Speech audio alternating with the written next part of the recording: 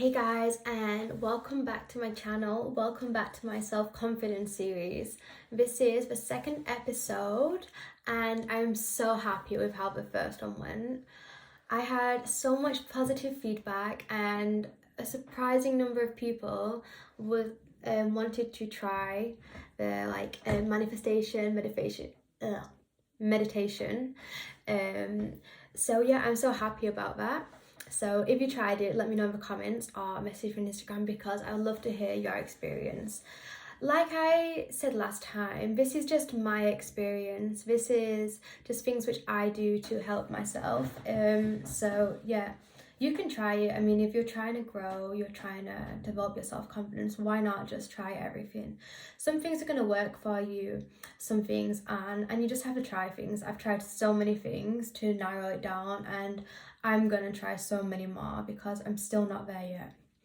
But today, if I would recommend just to do one thing, I would do this because it has helped me so much. It is probably one of the biggest things which has helped my self-confidence and is helping me grow and just become more well-rounded. But before I tell you what it is, I'm going to tell you how I came to this realization. And I'm going to apologize for my squeaky chair because I can't sit still. My chair is getting annoyed by it. So how I discovered this was not by choice, it was actually through dancing. So as most of you know, I'm a ballroom dancer, and as a dancer, I have a lot of group lessons with my teachers and the people I practice with every day. But also we go to a lot of camps around the world and we have group lessons or lessons with teachers who we don't know, who we might never have had an experience with before, or we might know them, and with couples that we've never met before. So some groups, you'll have hundreds of people. Yeah, it's just how it is with dancing.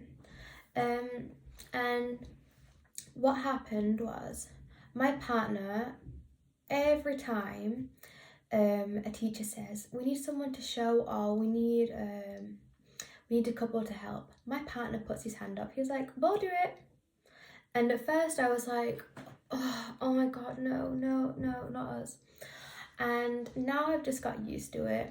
And one more experience which kind of confirmed this, but even more so, was we were at a dance group in the studio we usually practice in with our teachers and with the couples who we practice with every day. And our teacher, she said, okay, I need a girl to demonstrate a part of their tango routine on their own with everyone watching, and we're going to give feedback. And it's very hard to dance on your own, I think, and many people think, and especially tango because it's a very fast dance, which is pretty hard. So my partner said, Katrina will do it. And I was like, oh my god. Oh, of course he said that. But yeah. So I did it, and I got so much constructive criticism and positive feedback, and in general it was just like a realization for me that that's probably one of my worst nightmares, kind of, dancing related, self-confidence related. And it happened and I was fine, and I got so much feedback, and probably I got even more out of it than anyone else because they were talking directly to me. So I'm super glad I did it, and I will continue doing things like that.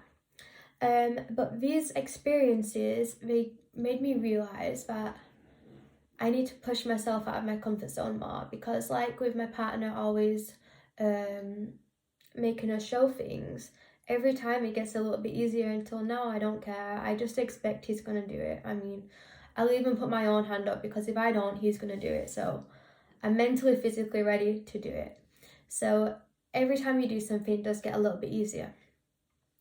But you have to start by pushing yourself to do it in the first place. So the subject of this video is pushing yourself out of your comfort zone. Do something, even just one thing, every day to push yourself out of your comfort zone. I'm going to talk about some ways in which I have done that. So I have done that through social media. I could never have imagined myself making a YouTube channel some years ago. I could never imagine myself doing Instagram, taking pictures every day, like taking pictures in front of people. So embarrassing, but I just do it because I just need to push myself in my comfort zone. Sometimes I just do it on purpose and I won't even use a picture just because just pushes me out of my comfort zone. Writing long captions about like what I'm feeling, about things that I believe in, going on Instagram stories and actually talking. Yeah, just all this around social media really pushes me out of my comfort zone. Like even speaking of new people on social media, yeah, it just really pushes me out of my comfort zone. But I do it anyway because I really think it's a good way to push yourself because you're kind of, it's not in real life. Even though it is real life, it's not face to face. So it is in some ways a little bit easier, but it is still pretty nerve-wracking, especially filming videos and putting them on your Instagram story or on YouTube. It is really hard. And it is really embarrassing, like especially like when you're vlogging, like to vlog in front of people is really just awful, but that's why I also push myself to do it. This is kind of my why with social media. It's like about pushing myself to do things and showing other people that anything is possible, because before I was probably one of the shyest people you'd ever meet, and now I'm still pretty shy, but it's so much better. So yeah. Another one is kind of related, it's speaking to new people. So I know so many people think I'm rude, and I don't think I am rude. I really don't think I'm very rude. But I can see how people think that, because even just saying hi to people, like, I don't know, it really pushes me out of my comfort zone. One thing is I constantly walk around in my own little world, so sometimes I'm just like so absorbed in some random thing but I don't realize, and other times I just feel so shy to say even hi to people.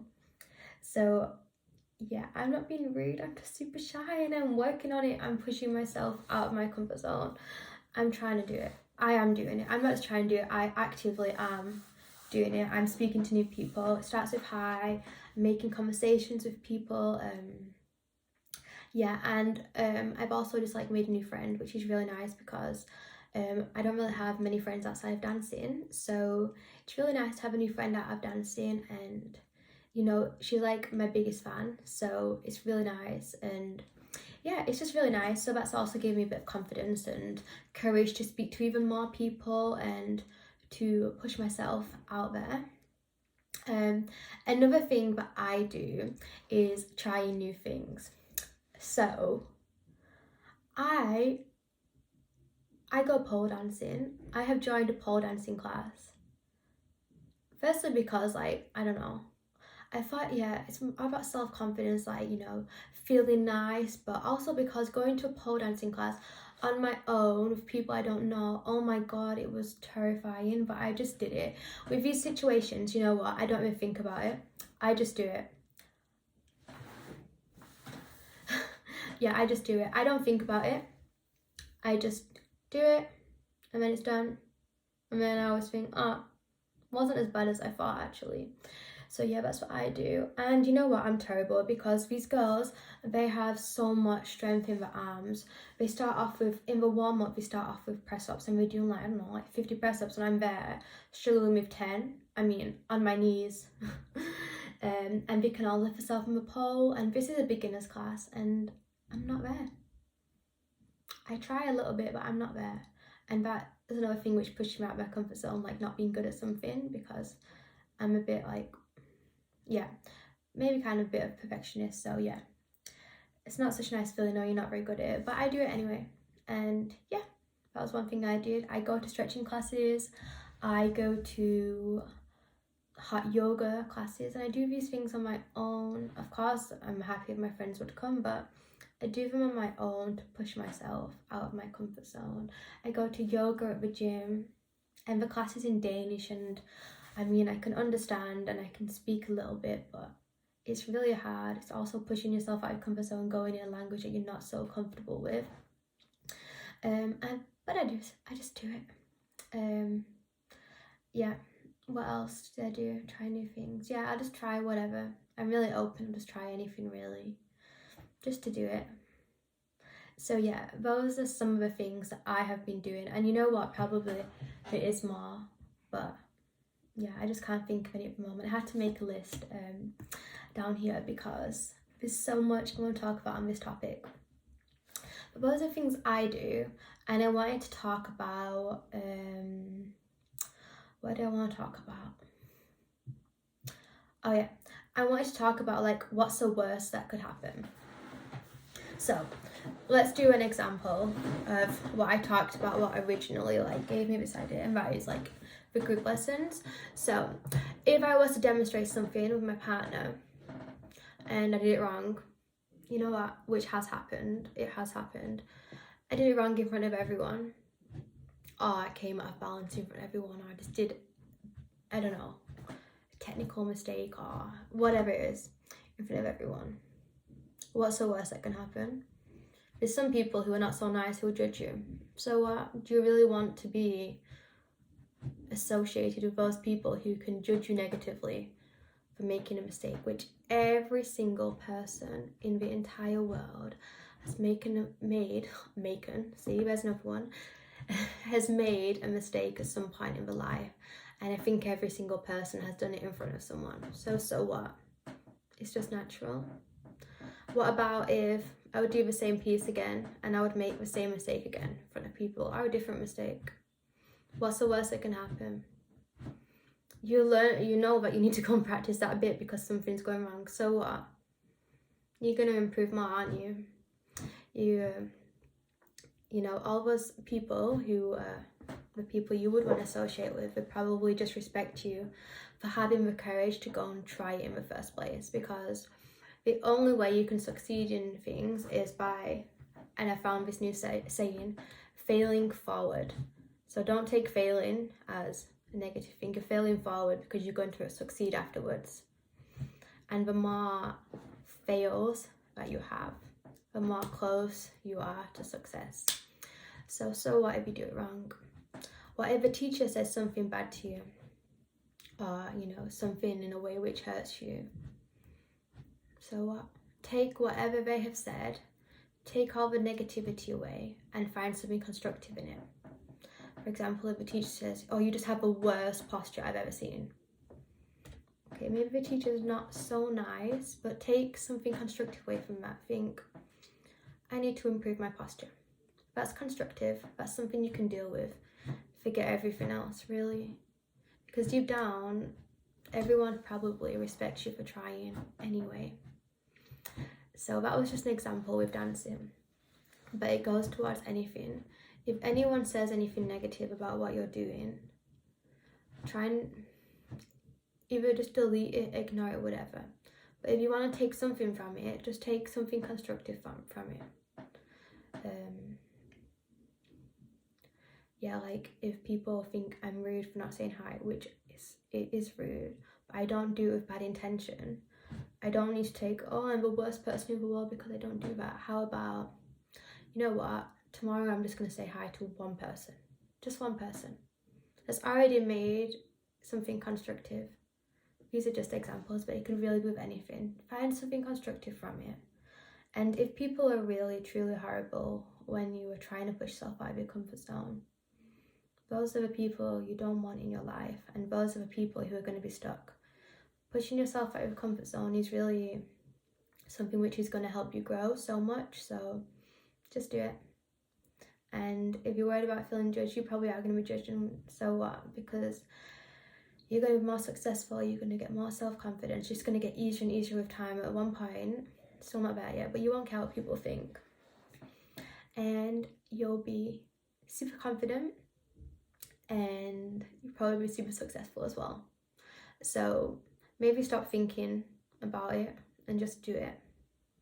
So I would recommend trying one thing every day, just doing one thing, no matter how small, which pushes yourself out of your comfort zone. And do it until if you don't want to do it, it's because you really just don't want to do it, because not because you're scared, just because, oh, you have a choice today. Today I'm not going to show to go in the middle of a group and do everything, but you could easily do it. If your teacher said to you, go up, show your routine. You'll be fine. So yeah, hope that made sense. So yeah, let me know what you think about it. Let me know if you're going to start pushing yourself out of your comfort zone, because it really will help you. This is one thing I'm sure of. It really, really will help you. And so what if you make mistakes? Who cares? So if you'd like to let me know in the comments, or you can, I know a lot of you actually just messaged me on Instagram last week, so you can also message me on Instagram. I always reply, so yeah. And let me know how it went with meditation thingy. And I'm really excited to see if you'll try this, so let me know. And yeah, don't forget to subscribe to my channel. And yeah, that's it. I will see you next time, next Wednesday, for the 3rd episode in my self-confidence series. Bye.